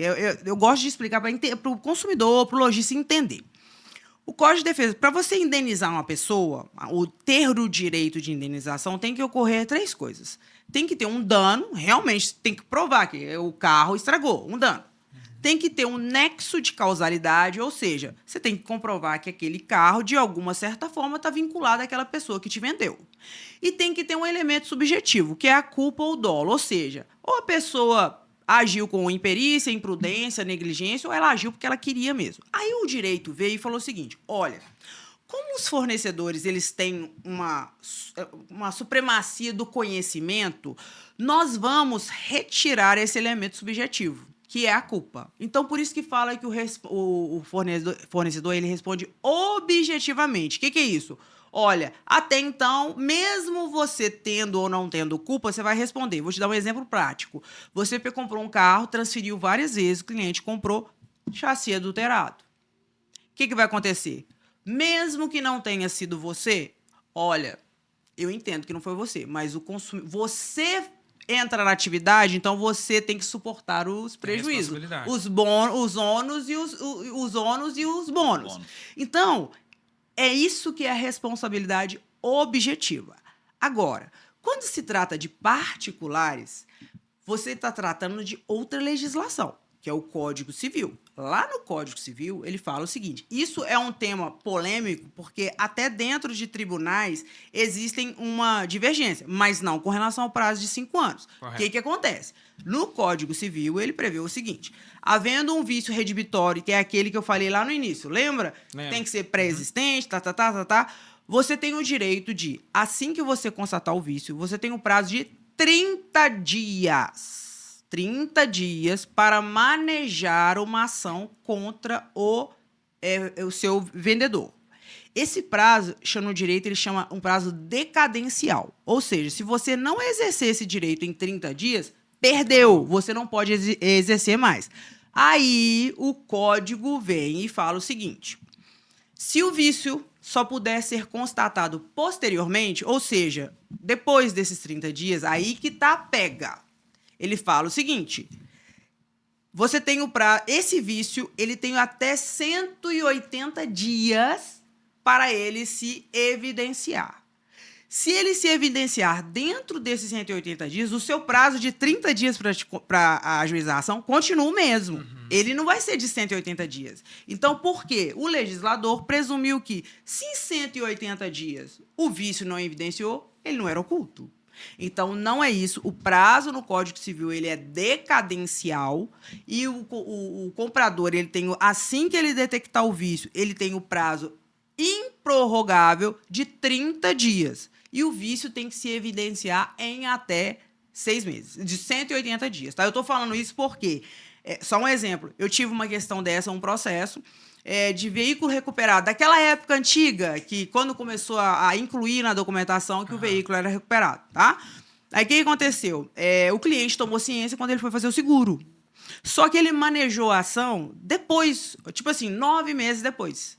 E eu, na defesa, eu arguí justamente isso, a decadência, tá? Porque era entre pessoas físicas, tá? Não era loja, não. O juiz não concordou com a minha tese. Fui pro TJ. O TJ também entendeu que ele teria o prazo de 180 dias para poder reclamar do vício. Fui pro STJ. Eu consegui reverter a decisão no STJ. Por quê? O entendimento do STJ é que 30 dias é o prazo para você reclamar. E o vício tem que acontecer em 180 dias. Essa questão aí dos 5 anos, realmente, não se trata de vício redibitório. Tá? Ótimo. O Igor, coloca pra gente aí o nosso patrocinador. Vamos falar um pouco sobre ele aí. É sobre a Max Pro Proteção Veicular. Quem protege, confia. É isso aí, pessoal. Seu carro é mais do que um bem, parte da sua conquista. Por isso, na Max Pro Proteção Veicular, oferecemos muito mais que proteção. Oferecemos para que você rode com segurança e tranquilidade por todo o Brasil. Todas as coberturas, as mais completas do mercado: roubo e furto, colisão, perda total, fenômenos da natureza, enchentes, granizo, incêndio acidental, danos a terceiro. Eu, particularmente, todo cliente que compra na minha empresa, eu indico a Max Pro Proteção Veicular. Então, mandar um abraço aí para os nossos amigos. Obrigado pela confiança. Vai aparecer aqui embaixo um QR Code. Entre em contato para você fazer uma simulação e ver o melhor preço do mercado. Apresenta para a gente também a Carro de Valor, Humberto. Bom, a Carro de Valor é uma empresa de consultoria automotiva, né? Se você deseja comprar ou vender um carro, né, a gente pode te auxiliar em todo o processo. É isso aí. Então, vamos tocando aqui. A gente já está invadindo aí a noite, né? Vamos lá. Eu separei, doutor, uma pergunta aqui e a gente já vai mudar um pouquinho. O que muda com a decisão do STF sobre a constitucionalidade da Lei 14.711 relacionada à apreensão administrativa de veículos? Ah, tá. Então, foi um tema também um pouco polêmico, mas, por incrível que pareça, ele vai beneficiar o consumidor, tá? Por quê? Isso, na verdade, isso tem um impacto, gente, muito grande no mercado, né? Por quê? Vai interferir na taxa de juros, porque o banco ele vai conseguir retomar o carro mais rápido e vai conseguir, porque o interesse do banco é ter dinheiro, ele não tem interesse de ficar com o carro.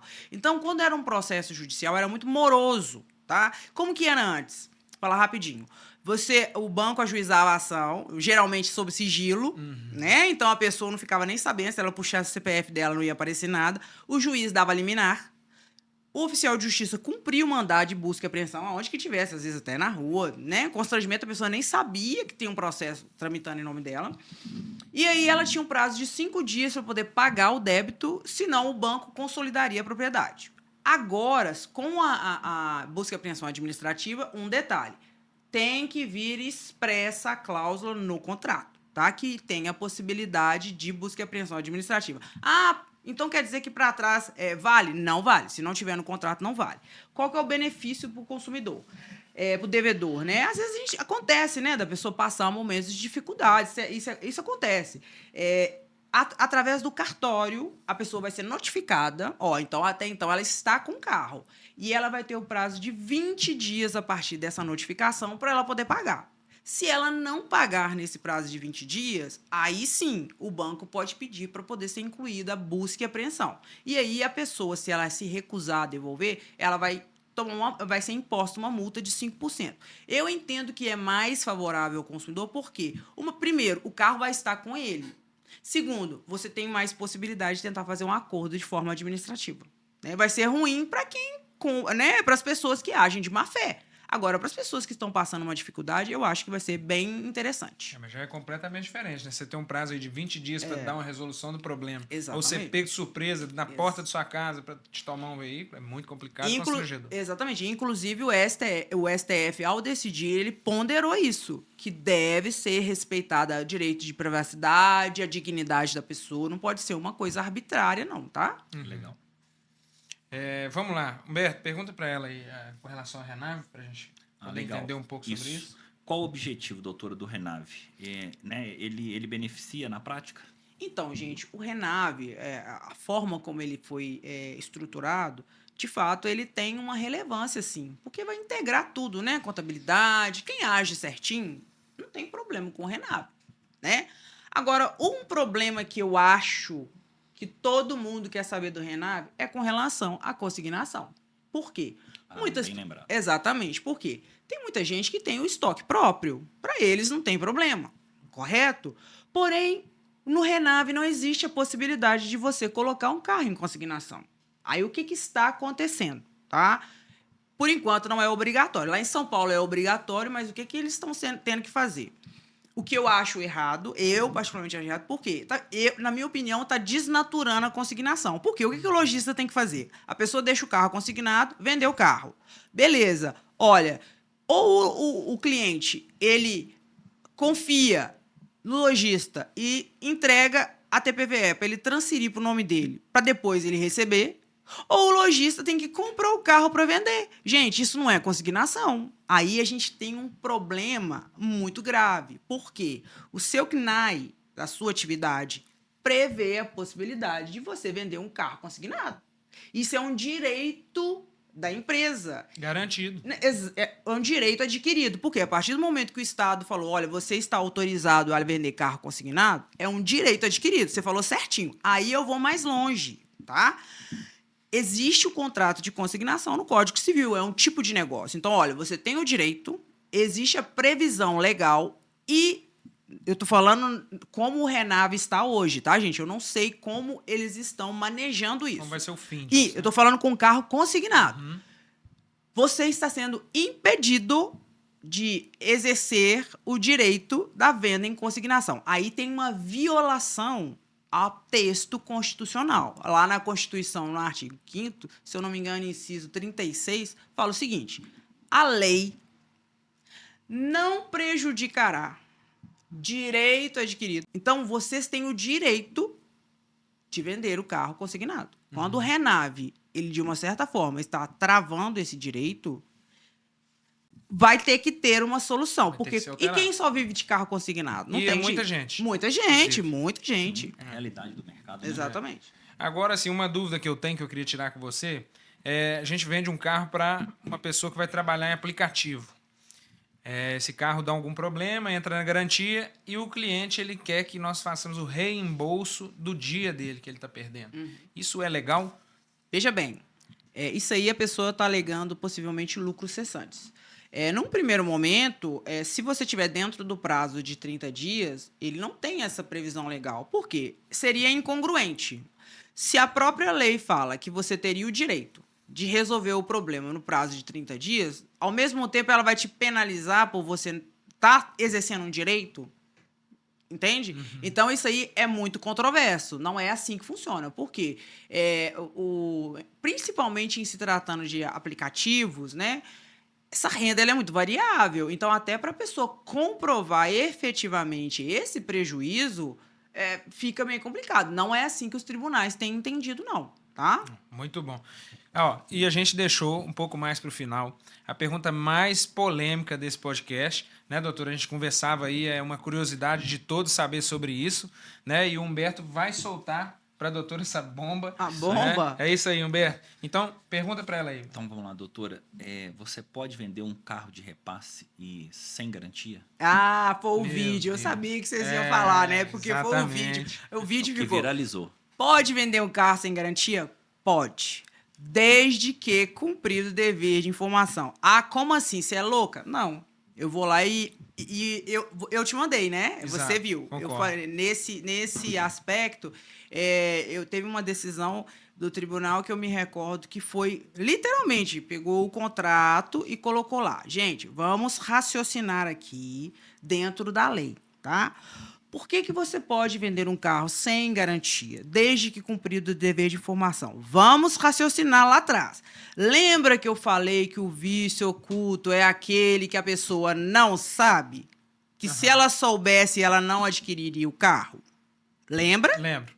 O Código de Defesa do Consumidor fala que o fornecedor ele é obrigado a indenizar pelos vícios ocultos. Está escrito lá. Se você tem um carro e você vira para a pessoa e fala assim, olha, esse carro aqui, ele tem um problema no motor. Tô dando um exemplo, tá? Ele vai ter que fazer uma manutenção nele, ou no freio, alguma coisa. Eu não vou te dar garantia, mas esse carro, ele custa 30 mil. Eu vou te vender ele a 25 mil. Mas você vai fazer esses reparos. Então, ele está fazendo um abatimento condicionando o preço àquele reparo.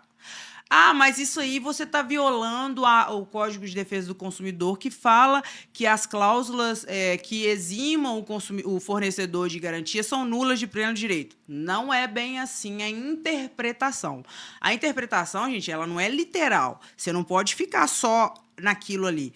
Veja o que eu falei com vocês no início. O Código de Defesa do Consumidor, ele foi feito para proteger de abusividade, tá? Falei com vocês que o judiciário não é babá, nem o Código de Defesa do Consumidor e nem o judiciário ele fica interferindo nas negociações. Aí eu vou na cereja do bolo. Por quê? Lembra que eu falei que no artigo 18, se o lojista não resolvesse o problema no prazo de 30 dias, aí o consumidor teria o direito de exigir a substituição do produto, a rescisão do contrato ou o quê? O abatimento do preço. Vamos raciocinar um pouquinho? Se a pessoa comprasse o carro comigo, ela desse um problema, eu teria o direito de resolver no prazo de 30 dias. Se eu não resolvesse, o consumidor poderia escolher ou rescindir, ou trocar, ou abatimento. Por que eu não posso fazer isso de forma antecipada? Porque se eu estou informando para o consumidor, olha, esse carro aqui... Ah, e tem um detalhe, tá, gente? O carro de repasse não necessariamente é um carro defeituoso, tá? Às vezes você tem muitas oportunidades de carro de repasse. E vou te falar mais. O aumento da venda dos carros usados ano passado, sabe quantos % que aumentou os carros acima de 13 anos? Quanto? Mais de 10%. Ou seja, a maioria dos carros que foram vendidos foram alavancados pelos carros com mais de 13 anos de uso. Eu entendo que se deve à inserção dos carros de repasse no mercado. Isso veio para ficar. Tá? Então, quando o consumidor vai adquirir um carro de repasse, muitas vezes, gente, o lojista, ou não é o perfil da loja dele, vamos supor que ele trabalha com carros com quilometragem menor, ou um carro de determinado, né, segmento. Então, ele tem que repassar, ele tem que fazer dinheiro, ele tem que movimentar aquilo. E antes, o lojista ele ficava muito refém de uma outra pessoa que iria comprar. E aí, para ele fazer um negócio aqui, ele ficava condicionado a que a pessoa que fosse pagar. Então, por que não pegar esse produto e oferecer diretamente para o consumidor de uma forma mais rápida? Ele não vai colocar no showroom dele, mas ele vai informar. Olha, esse carro aqui, eu estou pegando e estou te repassando, tá? Do jeito que está. Você traz um mecânico, avalia e eu vou te dar um abatimento do preço do valor X.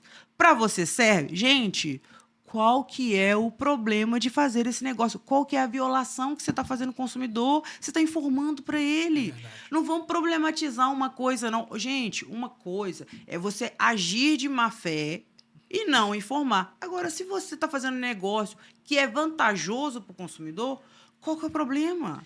E deixa eu puxar um outro gancho aqui. Olha só como é que o negócio é bom para todos. Porque antigamente, quando a gente ficava refém do lojista, a proposta sempre era muito abaixo do valor de mercado. Exato. Quando isso começou a ser um praxe do mercado, a avaliação que nós fazemos ali no momento para aquele consumidor que está Tá dando vendendo, na troca, tá- que está é vendendo, maior. é bem maior. É bem maior. Então, quer dizer, ele é beneficiado com uma avaliação muito superior. Exato. Nós somos beneficiados porque não perdemos a A negociação, a venda. E quem está comprando também, muitas das vezes, recebe um abatimento até maior do que os desgastes inerentes ali do carro. Não, e outra coisa, porque o lojista ele precisa de movimentar o carro rápido. Então, por exemplo, ele vai pegar o carro, aí ele tem que dar manutenção, aí tem que ir para a oficina, arrumar, lavar. E às vezes ele está precisando do dinheiro aqui para poder girar. Muitas vezes a pessoa compra, às vezes são manutenções normais. Então, o próprio consumidor ele pode ir fazendo com o tempo. Entendeu? Então, é bom para todo mundo. É um mercado que eu vi muitas decisões dos tribunais do Sul,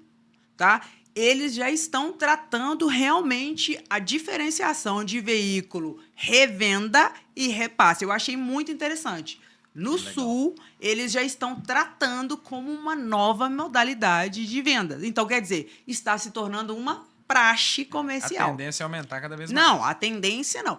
É ficar. Eu te provei, eu te mostrei a decisão. Verdade. Entendeu? Então, o lojista que for vender. Gente, você vai poder vender um carro sem garantia? Pode, mas não é de qualquer jeito. Você tem que cumprir minimamente os deveres de informação. Você tem que ter um contrato bem elaborado, você tem Informar. que ter um certificado. Então, quer dizer, os meus clientes agem dessa forma?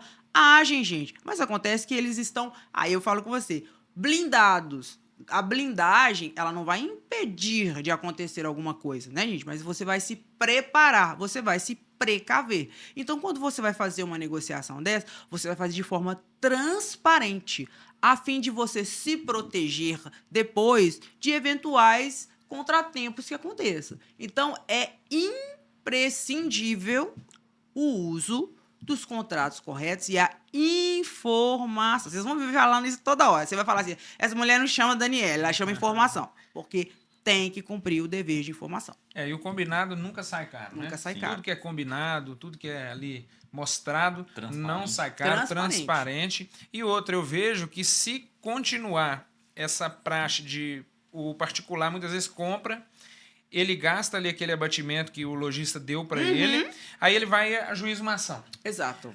Então, o que acontece? De tantas ações, às vezes, que o lojista vai sofrer dessa forma, às vezes vai chegar algum momento que ele vai falar assim, não quero fazer mais. Então, um negócio que era benéfico para quem vende, para quem compra, porque muitas vezes, um carro de repasse que às vezes eu não coloquei na minha loja, eu vi o brilho nos olhos de alguém vindo do interior da Que vida quer buscando comprar. aquele carro e É, aquilo foi o Para primeiro ele, carro dele, o sonho dele, exatamente. Entende? Então, muitas das vezes a gente tem que agir correto mesmo, informar e o consumidor ter o entendimento que o combinado nunca sai caro. Não, eu vou te dar um exemplo. Até no outro podcast, o doutor Yuri estava comigo e ele deu um exemplo. O rapaz era mecânico, ele era mecânico comprador, ele avaliou o carro, ele recebeu o abatimento de R$5.000 na petição dele. Ele foi sozinho no juizado, né? Ele fez uma termação. E ele fala, olha, realmente eu recebi o abatimento, mas eu vi... Tipo assim, não foi nesses termos, né? Mas eu vi falando que, independentemente de que foi combinado, que essa cláusula não valeria, ele gastou R$3.000. Eu teria direito a R$3.000. Então, quer dizer... Tá vendo como que a informação passada de uma certa forma, ela acaba prejudicando? Porque ele ajuizou uma ação, obviamente não foi atendido o pedido dele, porque é até abusivo, gente. Se você recebeu um abatimento... Gente, o lojista, ele vive de vender carro. Vive. Ele não vai te vender um carro pelo menor preço se não for por algum motivo. Isso é uma questão lógica. Sim. Então, vocês têm que ter essa noção. E é aquele negócio, o combinado não sai caro. Nesse julgado que eu mostrei para ele, pro Vitor, lá o tribunal, né, foi até uma desembargadora, ela colocou ao final, isso que você falou, o combinado não sai caro, ela pegou mais pesado. Ela colocou assim, o torpe não pode se valer de sua torpeza. E depois vir aqui no judiciário, vir aqui... pedir para eu poder fazer uma coisa que ele mesmo quis fazer. Verdade.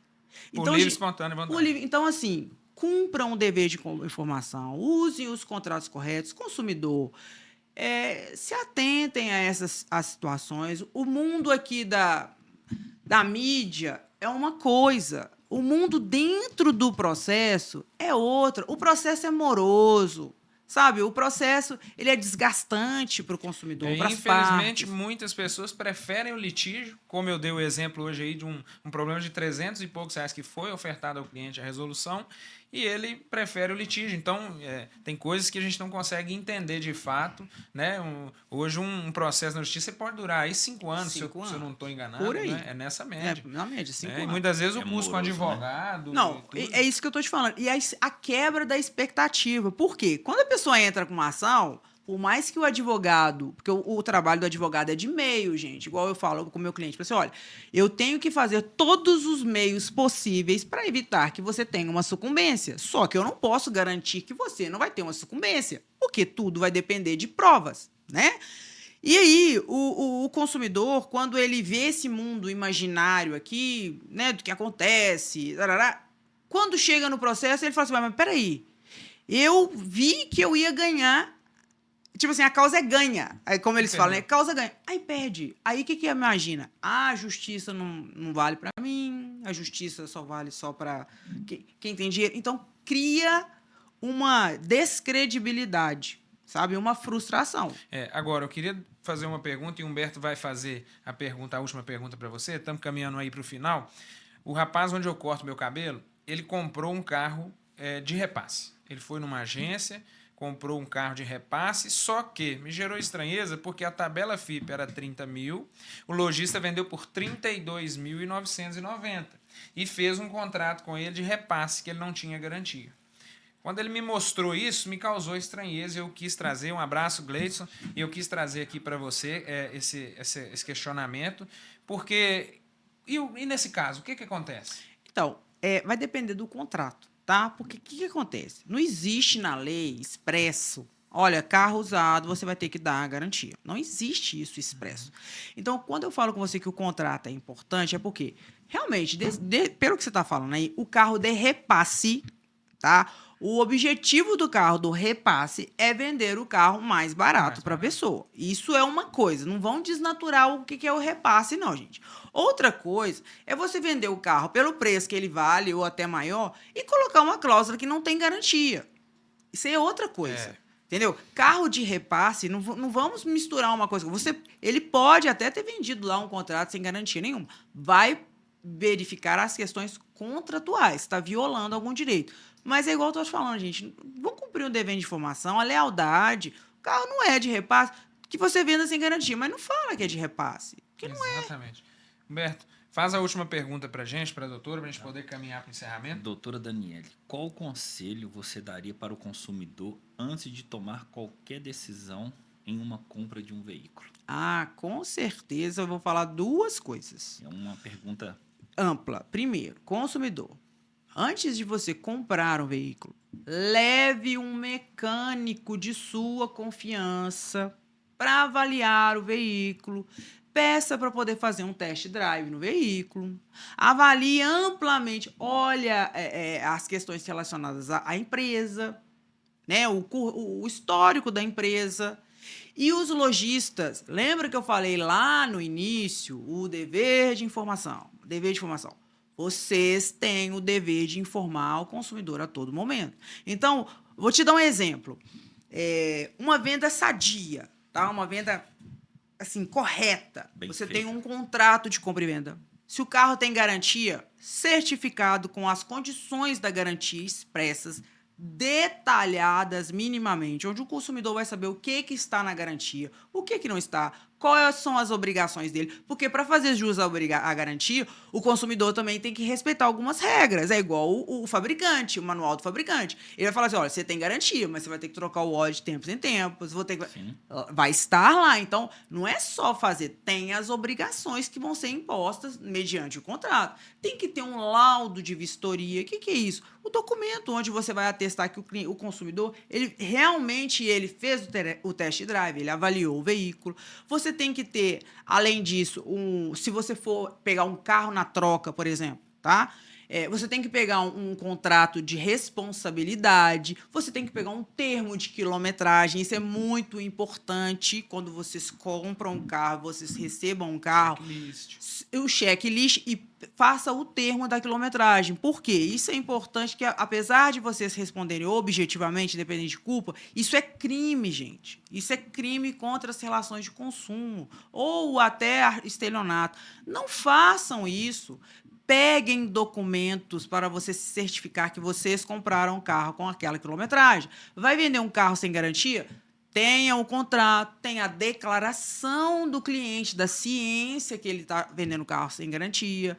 Então, tem vários documentos. Por exemplo, quando a pessoa deixa o carro sinal, você tem que fazer as arras certinho para o consumidor ter a ciência. Que uma coisa, ele fala assim, eu faço o Pix para você. É assim, né? Não, eu vou fazer o Pix. Mas só acontece que aonde você informou para ele que se ele não concretizar, ele vai perder o Pix? Entendeu? Porque ele fez, mas aonde que ele foi informado? E aí... Então, uma dúvida, tem que ser feito arras, não é o contrato final. Não, o contrato final é outra coisa, gente. Você vai usar separado. o dinheiro daqui para dar de entrada aqui. É separado. A venda não aconteceu ainda. A pessoa te tá lá, te passou, aqui, eu quero que você reserve o carro, eu passou o Pix. Como é que você já fez o contrato com ele? Ele não fez nada ainda. Isso é o sinal. Esse momento tem o documento específico, você cientificando para ele, para formalizar.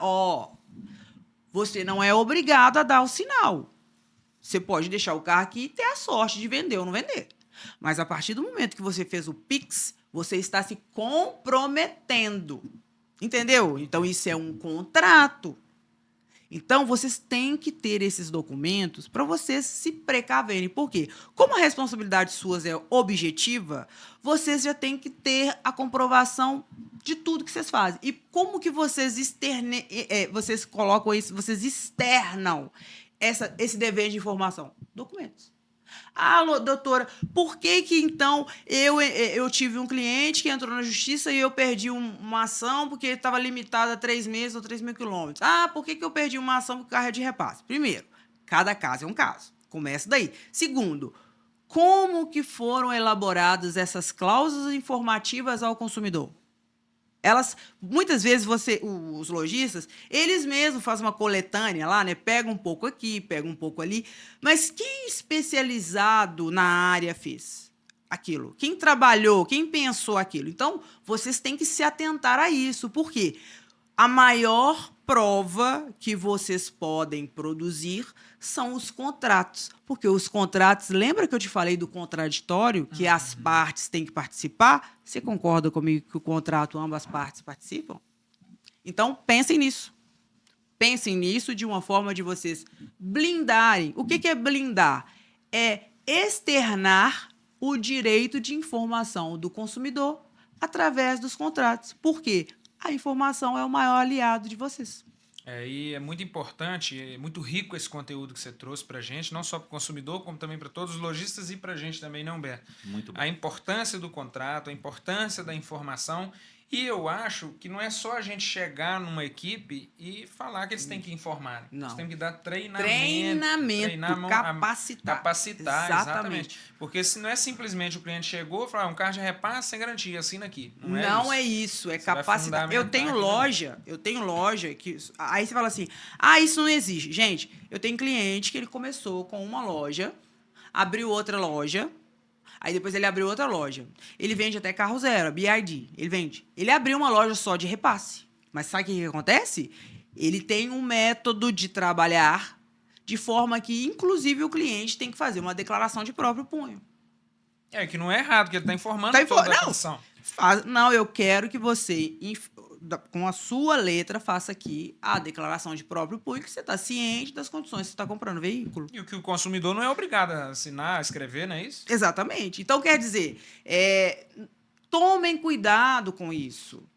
Prestem atenção nessas... Tá vendo que o direito de vocês é muito mais amplo que vocês imaginam? Só que vocês têm que cumprir o dever de informação a todo momento. Não adianta. E você fazendo isso, você falou o negócio de treinamento. Uma coisa, eu sei que está terminando, mas eu tenho que falar isso, que eu acho uma coisa muito importante. Claro, gente, os lojistas, vocês têm que entender. Eu sei que muitos lojistas eram vendedores de alguma loja. Muitos. Eu já fui. Eu tenho cliente que eu tô com ele desde o início, tem 18 anos. E eu até agradeço por confiarem no meu trabalho. Por quê? Eles começaram comigo e estão comigo até hoje. Eles começaram com uma loja. Se você quiser citar o nome deles, viu? É um prazer a gente É o grupo, né? Estrada Real. Eles é uma empresa que virou um grupo econômico. Gente, eles eram vendedores. Eles saíram, eram vendedores da SRM, pra vocês terem uma noção.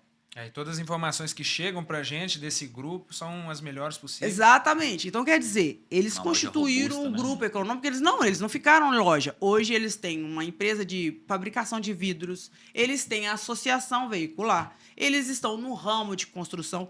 Ou seja, eles estão comigo desde o início e trabalhando no método correto. Se eles estivessem trabalhando errado, os negócios deles teriam prosperados. Não, de São fato. 18 anos. O grupo, tem outros grupos, que foi o Felipe Furbino, da Alta Estrela. Eu tenho que agradecer ao Felipe Furbino pelo fato de que foi através dele, da resignação dele também, que teve vocês, de uma certa forma, eu acho que esse vídeo viralizou porque vocês falaram assim, nossa, existe uma luz no fim do túnel, existe alguém que vai mostrar a outra parte, porque até então só tem uma parte, mas o processo são duas, então tem duas visões.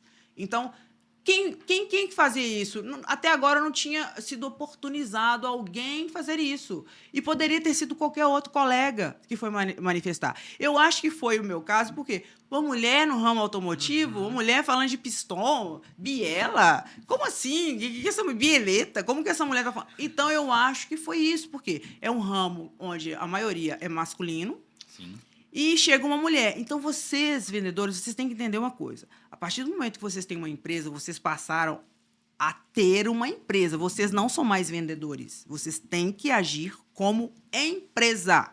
E a empresa, o objetivo dela, além de oferecer emprego, contribuir imposto, é ter lucro. Se você tiver prejuízos um atrás do outro, com várias condenações judiciais, por exemplo, você não se sustenta.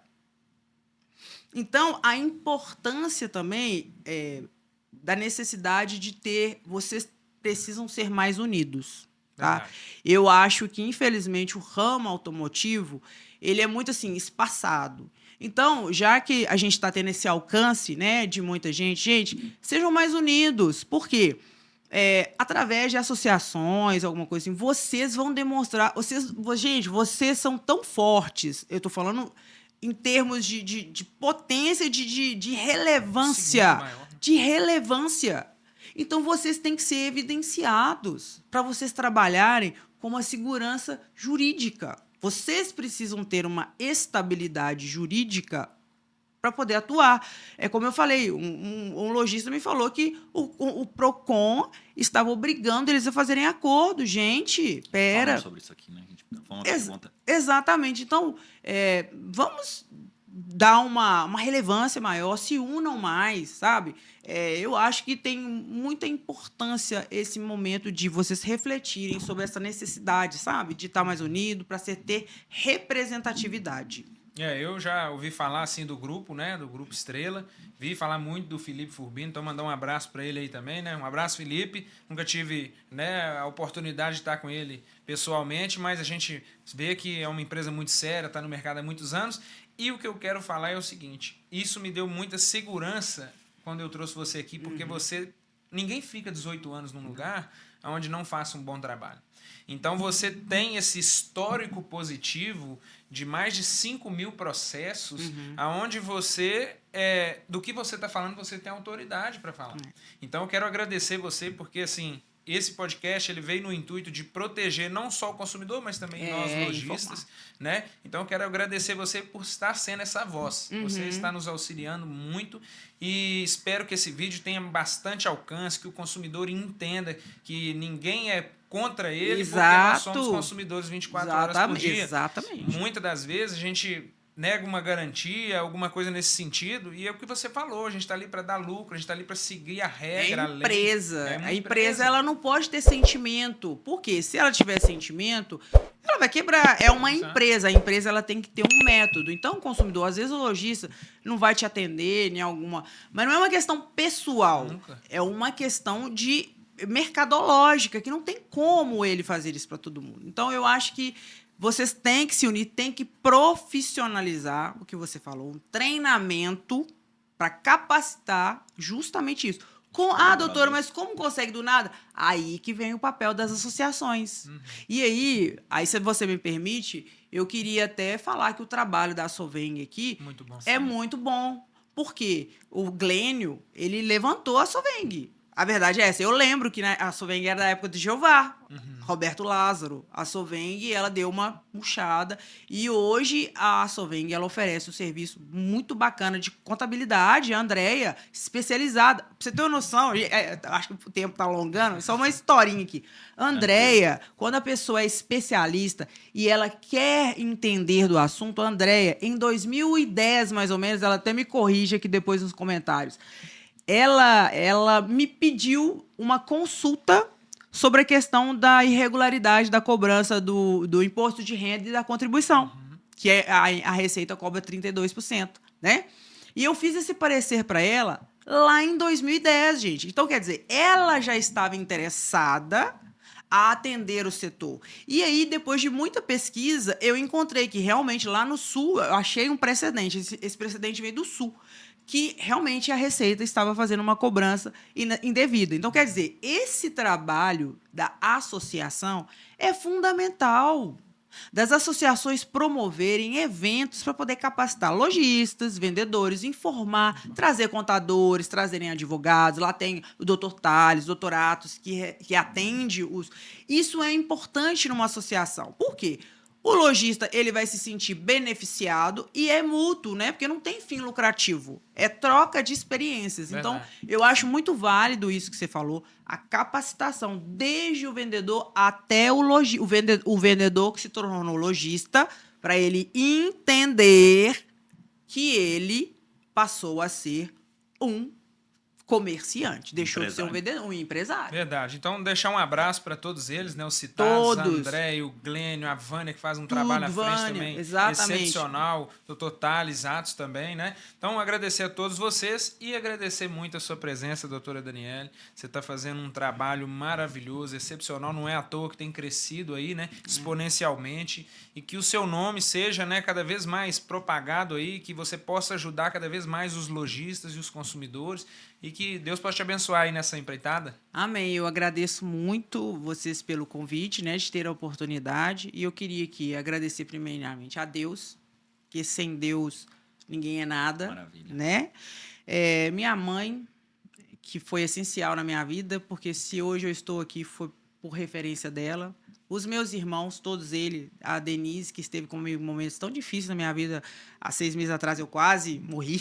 Então, a minha irmã Denise, minha irmã Dal, meu irmão Vladimir, que todo lugar que eu vou, ele tá comigo, meu irmão Ricardo, Marcos, a Dalva, minha família inteira.